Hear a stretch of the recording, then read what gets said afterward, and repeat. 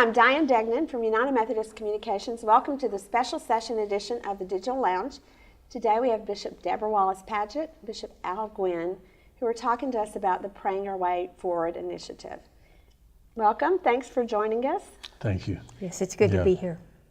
So, Bishop Gwinn, tell us a little bit about what is the goal? What was the whole goal of Praying Our Way Forward? Well, the goal, of course, was to seek the face of God, to know what the Lord of the church really wanted from us. And so we believed that if we were serious in prayer, we could have help that maybe would not be available otherwise.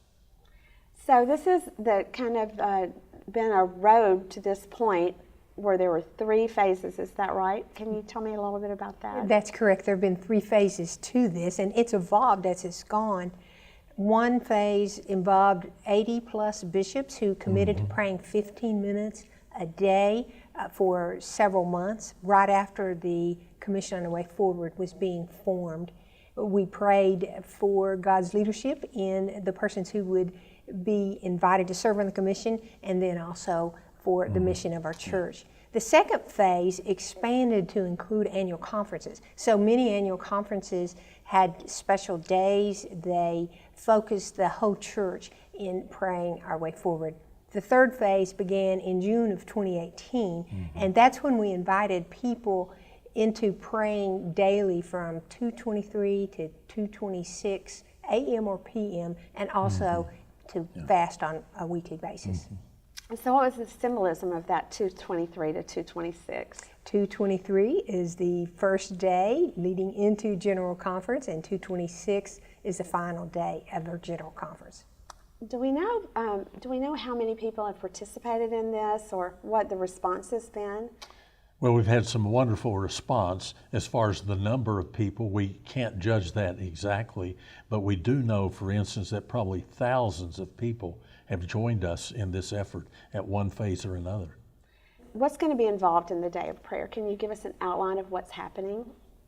Either one of you? We're very excited about the Day of Prayer. There's been a team from the Council of Bishops who have worked on it, and we've also had some staff from the upper room, from the host committee here, and some other people involved.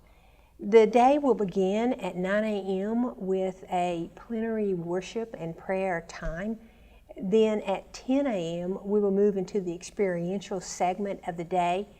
That season will focus upon 4 regions of the church: Europe, Eurasia, Africa, the U.S., and the Philippines.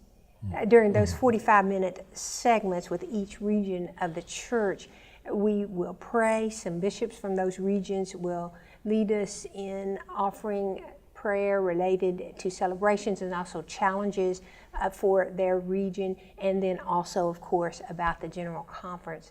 Following that, in each segment, we will have some communal time of prayer, and those will vary from region to region, and those will be facilitated by the 3 hosts. So will that involve the guests and observers as well as the delegates? Yes, not only the delegates on the bar of in the bar of the conference, but the guests that are here. And also, streaming will mean that thousands of other people will and probably will be blessed by joining us. And it'll take place in different languages? There will be portions in the day when we will hear different languages being shared. There will be one segment when all of us will be praying at the same time in our native tongues in unison. Well, so the day of prayer starts at 9 a.m. and it concludes at 3:30 p.m. And people can participate by watching online at umc.org/live. Yes. Well, thank you for all you've done, your leadership in leading up to this day of prayer. Thank you very much, So Diane. thanks for joining us. And thanks for joining us on the Digital Lounge. Be sure and watch the General Conference at umc.org/live. Thanks.